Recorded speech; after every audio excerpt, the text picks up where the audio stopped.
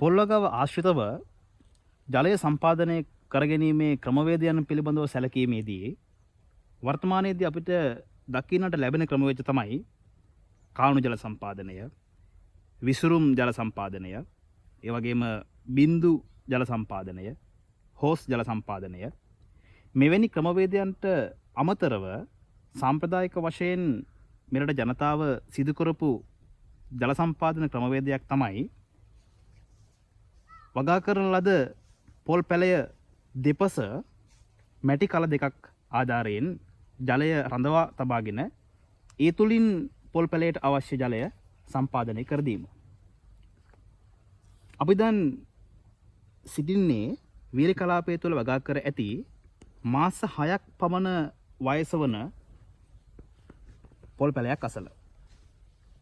මෙහිදී මැටි කල දෙකක් යොදාගෙන ඒ තුළින් ජලය ගබඩා කර එම ජලය පොල් පැලයට සම්පාදනය කර දීමේ ක්‍රමවේදයේදී විශේෂයෙන්ම අපි යොදා ගන්නා මැටි කලය ගැන සැලකීමේදී කලයේ හරි අඩක් අපි තීන්ත ආලේප කරගත යුතු වෙනවා. මෙහිදී කලයේ හරි අඩක් තීන්ත ආලේප කරගන්නේ අපි තීන්ත ආලේප නොකරගත් කොටස තමයි පැලයේ දෙසට වන්නට අපි වලලනු ලබන්නේ. එහිදී විශේෂයෙන්ම තින්ත ආලේප කළ කොටසින් එපිටට ජලය පසට මිශ්‍ර වීම වැළකෙන වශයෙන්ම තින්ත ආලේප නොකරන ලද කොටසින් පැලයේ දෙසට ඇති පසෙහි ඉතා හොඳින් ජලය එක්කාසු වෙනවා. ඒ වගේම අපි පොල් කට්ටක් ආශ්‍රයෙන් කලයේ කට වසා ගැනීමට පුළුවන්. මෙහිදී අපි සිදු කරන ආකාරය පිළිබඳව සැලකීමේදී අපි දැන් පොල් පැලේ අවට සුද්ධ කරගෙන තිබෙන්නේ. පොල් පැලයේ සිට අඩි 2.5ක් පමණ දුරින් තමයි අපි මේ මැටි කලය පොළොව තුළ වැළලිය යුත්තේ. අපි මේ ආකාරයට වල කපා ගත යුතු වෙනවා.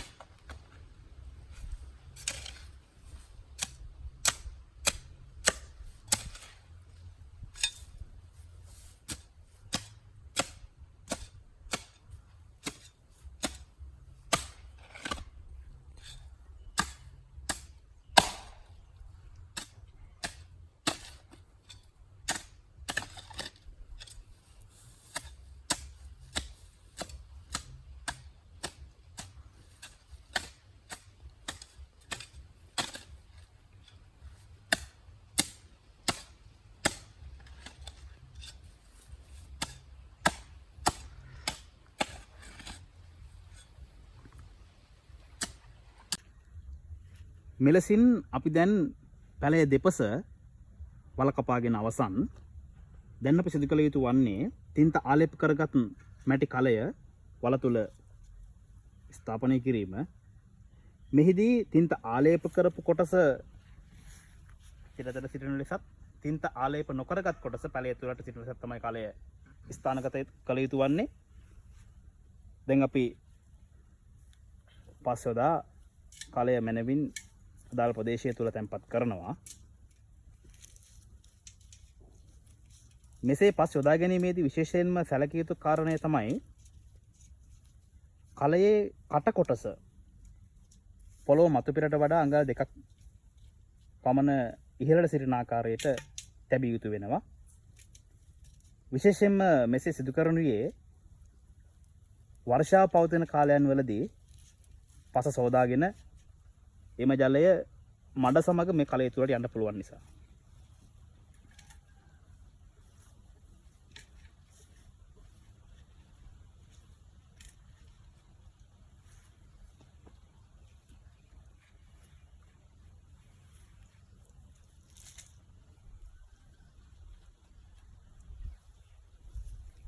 මේ ආකාරයට හොඳින් පස් යොදා කලය මැනවින් අපි තැන්පත් කරගන්නවා.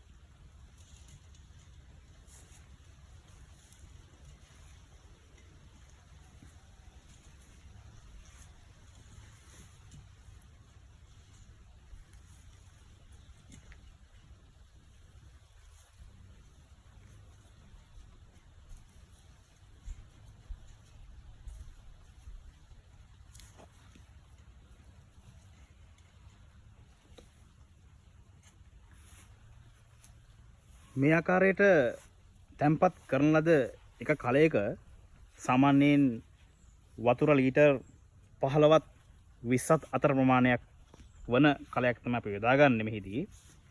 දැන් අපි මේ ආකාරයට සදාගත් කලය තුළට අපි ජලය යොදනවා. ජලය ලීටර් 15ත් 20ත් අතර ප්‍රමාණයක් මේ කලයකට අල්ලනවා. මෙසේ කලය තුළ හඳා පවත්වා ගන්නා ජලය මගින් විශේෂයෙන්ම වියලි කාලය තුලදී මෙම පැලය අවට පසට ඉතා සෙමින් කලය තුල තිබෙන ජලය මිශ්‍ර වී පැලය අවට පසෙහි ඇති තෙතමනය ඉතාමත් හොඳින් සංරක්ෂණය වෙනවා. මෙම කලයට සාමාන්‍යයෙන් සති දෙකකට පමණ වතාවක් පරීක්ෂා කර බලා කලයේ පිරණසේ ජලය යෙදිය යුතු වනවා.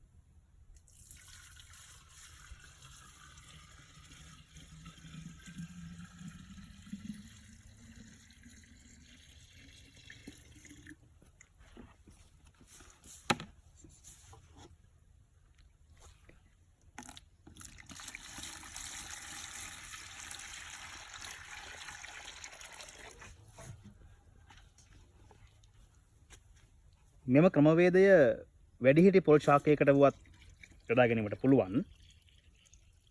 විශේෂයෙන්ම එහිදී මෙම කලවල පරිමාවන් වෙනස් විය යුතු වෙනවා. පොල් ගසට අවශ්‍ය ජල ප්‍රමාණය වැඩි වෙන නිසා. මේ ආකාරයට ජලය පුරවා ගැනීමෙන් අනතුරු අපි කලයේ කට පොල් කට්ටක් ආධාරයෙන් අපි වසනු ලබනවා.